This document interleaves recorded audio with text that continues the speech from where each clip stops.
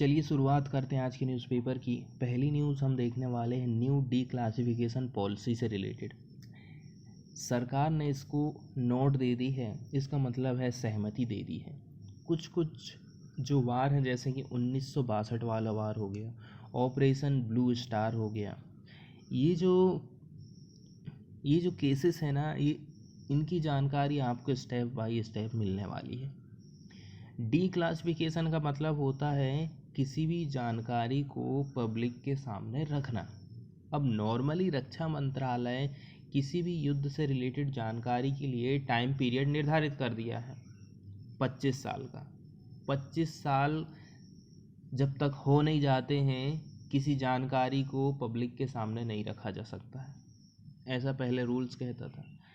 अब सरकार कह रही है कि नहीं, हमें ये जो जानकारी है पब्लिक के सामने रखना होगा, ताकि पब्लिक को इतिहास से जुड़ी सही जानकारी मिल सके। और कुछ लोग जो इस संबंध में अनुसंधान करना चाहते हैं, वो लोग इस पर अनुसंधान भी कर सकते हैं। इसके अलावा युद्ध से रिलेटेड लोगों के मन में कोई भ्रम उत्पन्न नहीं होना चाहिए, ऐसा सरकार का कहना है। अब हम इसमें ये देखेंगे, ये नई नीति के अनुसार देखो, सभी प्रकार की सेनाएं इसमें शामिल की गई हैं। थल, जल और वायु, integrated defence staff, Assam rifle और भारतीय तटरक्षक, ये सभी शाखाएं अब इस स्कीम के अंतर्गत आएंगी। इनकी war diaries, letter of proceedings, operation record. War diaries मतलब युद्ध के दौरान घटित घटनाओं का विस्तृत ब्यौरा।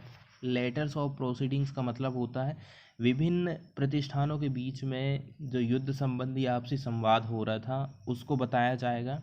और अभियान की पूरी जानकारी, जिसको हम कहते हैं ऑपरेशन रिकॉर्ड बुक। ये सारी जानकारियाँ और सूचनाएं रक्षा मंत्रालय के इतिहास विभाग को देंगे। इनको ये सुरक्षित रखेगा, उनका संग्रह करेगा, इसके बाद में वो इतिहास लिखेगा। रक्षा मंत्रालय का कहना है पब्लिक रिकॉर्ड एक्ट 1993 और पब्लिक रिकॉर्ड रूल 1997 के अनुसार रिकॉर्ड को यदि पब्लिक के सामने रखना है तो ये जिम्मेदारी खुद प्रतिष्ठान की होती है। मतलब जिससे रिलेटेड वो जानकारी है और उसी संस्था की वो जिम्मेदारी होती है। अब नीति के अनुसार नॉर्मली क्या होता है, किसी भी रिकॉर्ड को 25 साल के बाद जनता के सामने रखा जाता है, ठीक है। लेकिन अब युद्ध या फिर अभियान के इतिहास के संग्रह के बाद 25 साल या उससे पुराने रिकॉर्ड की संग्रह विशेषज्ञों द्वारा जांच होगी। इसके बाद उसे राष्ट्रीय अभिलेखागार को सौंप दिया जाना चाहिए। इसके बाद वाली न्यूज़ हम देखने वाले हैं जीएसटी से रिलेटेड, ठीक है। तो जो हमारी फाइनेंस मिनिस्ट्री है, वित्त मंत्रालय है, उसने जीएसटी में अभी कुछ कटौती की है। लेकिन कटौती भी हुई है तो जब कोरोना की जो सेकेंड वेव है वो धीरे धीरे डाउन हो गई है, उसके बाद आज ये न्यूज़ हमें देखने को मिली है, ठीक है। काउंसिल ने वैक्सीन के ऊपर जो 5% का टैक्स लग रहा था ना, लेवी हो रहा था, उसको कोई भी चेंज नहीं किया है। क्यों नहीं किया है, उसका रीज़न ये बताया जा रहा है। केंद्र सरकार कह रही है 75% हिस्सा तो हम खरीद ही ले रहे हैं, ठीक है। जब इस हिस्से को हम ही खरीद रहे हैं तो पब्लिक के ऊपर इसका बर्डन कहाँ पड़ा, ठीक है। इसी के चलते चलते सरकार कह रही है 5% जो लग रहा था वो लगते रहेगा। इससे आम लोग नहीं प्रभावित होने वाले हैं, ठीक है। इससे आम लोग कौन प्रभावित होंगे, वो जो 25% बचे हुए हैं ना, ये लोग जब प्राइवेट हॉस्पिटल में जाकर के वैक्सीन लगवाएंगे, ठीक है। जब सरकारी हॉस्पिटल में भीड़ भाड़ रहेगी और अन्य कारण रहेंगे तो लोगों को मजबूर होकर के जाना पड़ता है, वैक्सीन की कमी जाएगी तो उनको मजबूरी में प्राइवेट हॉस्पिटल जाना पड़ेगा। और ये प्राइवेट हॉस्पिटल के जो 25% वाले लोग हैं ना, उनको ये 5% का बोझ उठाना पड़ेगा। दूसरी बात ये है, केवल ये अकेले नहीं उठा रहे, सरकार भी तो ये 5% का बोझ उठा रही है ना। लेकिन कह रही है कि इससे जनता के ऊपर कोई प्रभाव नहीं पड़ेगा, लेकिन इसका प्रभाव पड़ेगा सरकार का जो कोष है उसके ऊपर ज़रूर इसका प्रभाव पड़ने वाला है। यदि सरकार 100 रुपया में 200 वैक्सीन खरीद पाती बिना टैक्स के, ठीक है, अब टैक्स लग जाएगा तो वो 100 ही खरीद पाएगी। इस प्रकार से इसमें गवर्नमेंट की ही जेब से पैसा जाने वाला है। इसमें बात बताया गया है, देखो, टोसिलीजुमेब एम्फोटेरिसिन बी पहले 5% टैक्स लगता था, अब 0% कर दिया है। रेमडेसिविर और एंटी कोआगुलेंट लाइक हेपारिन 12% से 5%। इसके अलावा medical grade oxygen concentrator, ventilator, BiPAP machine, pulse oximeter, testing kit 12% लगता था, 5% कर दी सरकार ने। इसके बाद हैंड सैनिटाइज़र है, टेम्परेचर चेकिंग इक्विपमेंट है, गैस या फिर इलेक्ट्रिक फर्नेस और क्रीमेटोरिया, इसमें 18% लगता था तो इसको 5% कर दिया। एम्बुलेंस में 28% से 12% टैक्स कर दिया गया है। अब सरकार ने टैक्स तो घटा दी है, अब देखते हैं इन चीज़ों में कितनी कमी आती है इनके रेट में, ये हमको बाद में ही पता चलेगा। सेकंड न्यूज़ है ऑपरेशन ओलिविया से रिलेटेड, ठीक है। ओलिव रिडलेस एक प्रकार से ये कछुओं की प्रजाति रहती है। ये जाल में पिक्चर क्लियर नहीं दिख रही है, लेकिन ये लोग कछुओं को रेस्क्यू करने का काम कर रहे हैं, ठीक है। और ये काम करते हैं कोस्ट गार्ड। ये लोग हेल्प करते हैं कि जो भी लॉज हैं वो अच्छी तरह से इन्फोर्स हो सके। ये जो कछुए रहते हैं ना, उड़ीसा का जो कोस्ट है, उड़ीसा का जो तट है, यहाँ पर आते हैं, इकट्ठा होते हैं प्रजनन के लिए। इसी के चलते चलते कोई इनका शिकार ना करे, इसीलिए ये ऑपरेशन चलाया गया था, जिसका नाम है ऑपरेशन ओलाइवा। इसको इनिशिएट किया गया था अर्ली 1980 के दशक में, जो कि हेल्प करता है, प्रोटेक्ट करता है ओलिव रिडले टर्टल्स, ठीक है। ये लोग आते हैं उड़ीसा के कोस्ट में ब्रीडिंग के लिए एंड नेस्टिंग के लिए नवंबर से लेकर के दिसंबर तक। अब कोस्ट गार्ड को कौन कौन से काम करने पड़ते हैं? ये लोग सर्विलांस करते हैं, ठीक है, कब से लेकर कब तक के? नवंबर से लेकर के मई तक। और ये लोग कुछ कुछ जैसे कि फास्ट पेट्रोलिंग वाले व्हीसल यूज़ करते हैं, एयर कसन व्हीसल, क्यूजन व्हीसल्स यूज़ करते हैं, ठीक है, इंटरसेप्टर क्राफ्ट और डोर्नियर एयरक्राफ्ट, ताकि इनकी वो अच्छे से सेफ्टी निर्धारित कर सकें। यदि हम नवंबर 2020 से लेकर के मई 2021 के पीरियड की बात करें ना, तो कोस्ट गार्ड ने डिवोट किया था 200 शिप डेज। इसके अलावा 338 aircraft hours to protect 3.49 lakh turtle, जिन्होंने उड़ीसा की कोस्ट पर अंडे दिए थे। इतने सारे समय इन्होंने बिताए थे वहाँ पर। अब ये पिक्चर दिख रहा है ना आपको, यही है ओलिव रिडले कछुआ, ठीक है, जो कि उड़ीसा के तट पर आता है अपने बच्चों को जन्म देने के लिए, ब्रीडिंग करने के लिए। तो ठीक है, अब इसी से रिलेटेड कुछ बातें बताई जाती हैं कि इसको लिस्टेड किया गया है वल्नरेबल कैटेगरी के अंतर्गत under International Union of Conservation of Nature's Red List में इसको शामिल किया गया। 5 जो पूरी सभी प्रजातियां हैं सी टर्टल्स की, इनको पाया गया था इंडिया में, और इनको इंक्लूड किया गया है schedule first Indian wild life protection act 1972 के अंतर्गत, ठीक है, और अपेंडिक्स फर्स्ट में of the convention international trade and endangered species of wild fauna and flora, इसके अपेंडिक्स फर्स्ट में इनको शामिल किया गया है।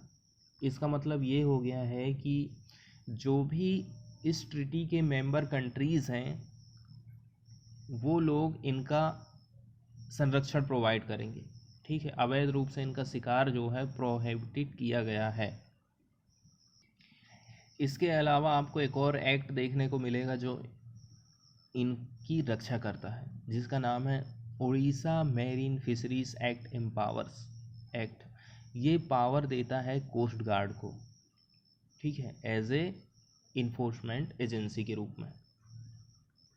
इसमें एक वर्ड यूज़ किया गया है गिल नेट्स करके।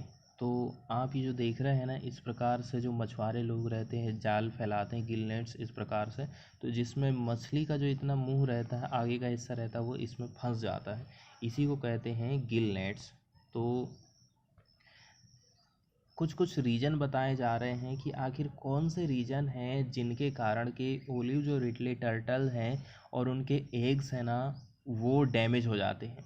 तो ठीक है, डॉग्स के द्वारा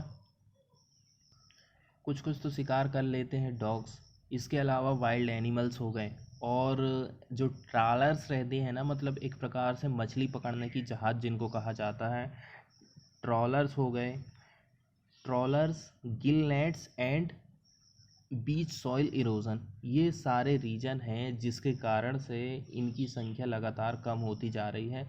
ठीक है, इनके अंडे और ये जो टर्टल है ना, ये दोनों ही इफ़ेक्ट होते हैं, दोनों का शिकार किया जाता है। अब पार्टिकुलर इन कछुओं की हम बात करें ना, तो इनकी जो नेस्टिंग वाली हैबिट है वो मोस्ट एक्स्ट्रा ऑर्डिनरी है, मतलब आप इसको कह सकते हैं स्पेशल है। ठीक है, यदि नेचुरल वर्ल्ड की हम बात करें तो ये मास नेस्टिंग जो करते हैं उसको कहते हैं अरीबडास। उड़ीसा कोस्ट 480 किलोमीटर लंबा है।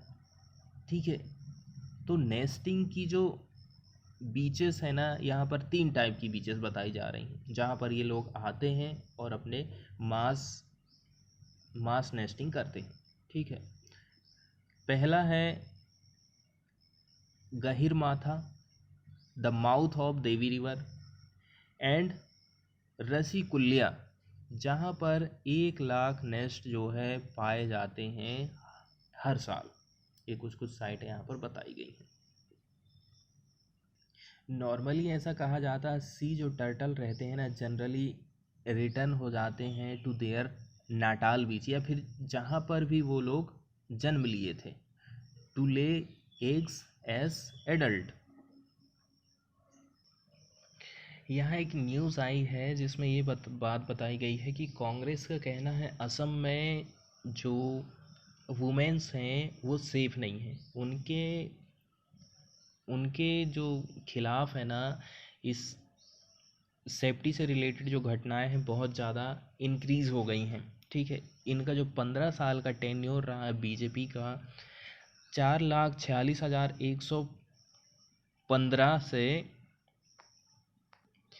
5,97,095 ऐसे केसेस महिलाओं के अगेंस्ट में दर्ज किए गए हैं। ठीक है,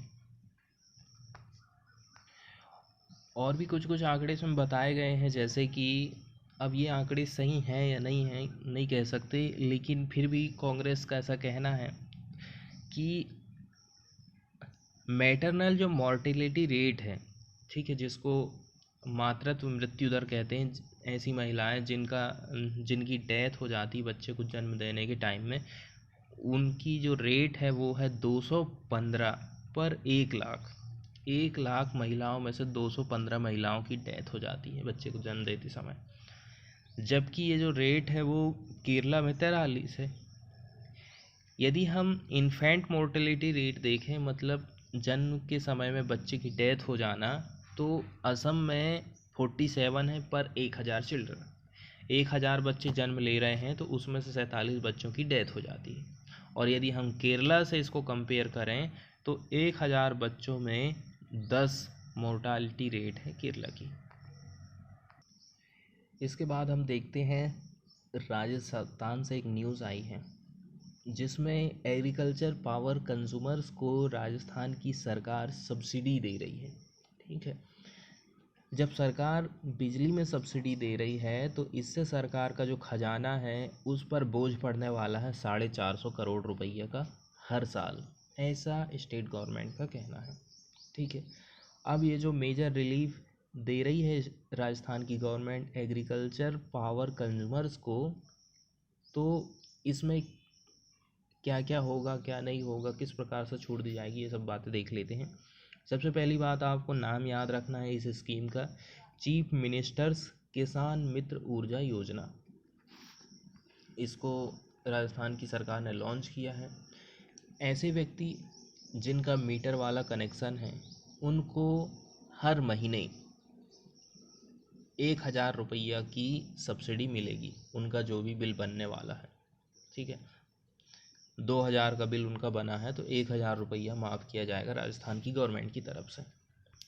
अब जो न्यू सब्सिडी है, इससे फाइनेंशियल बर्डन बढ़ रहा है 450 करोड़ का हर साल स्टेट गवर्नमेंट के ऊपर, ऐसा ऑफिशियल सोर्स का कहना है।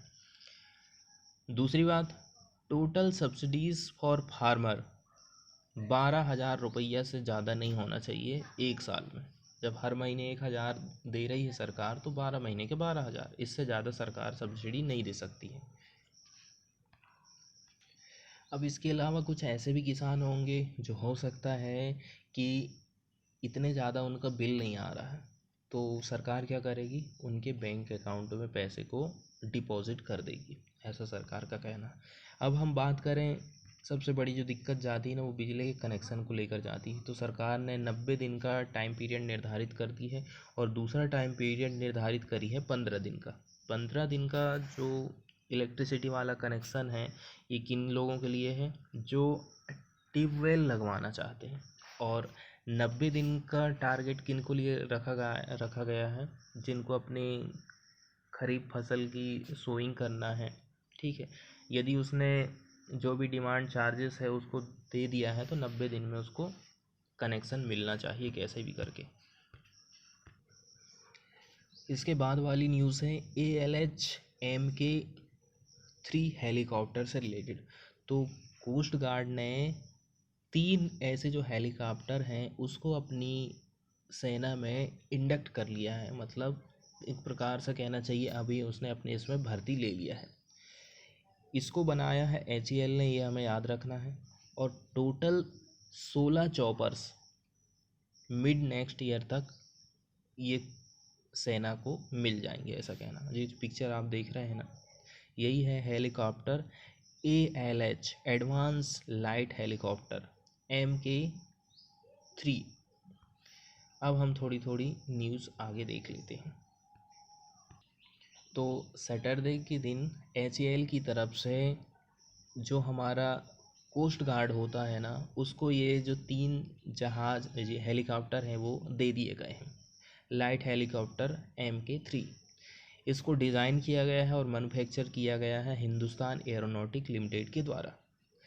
इसमें ये बात बताई जाती है कि जो भी कोस्ट गार्ड की रिक्वायरमेंट है ना उसके हिसाब से इसमें चीज़ें बनाई गई, उसी के हिसाब से सारे इक्विपमेंट इसमें लगाए गए हैं।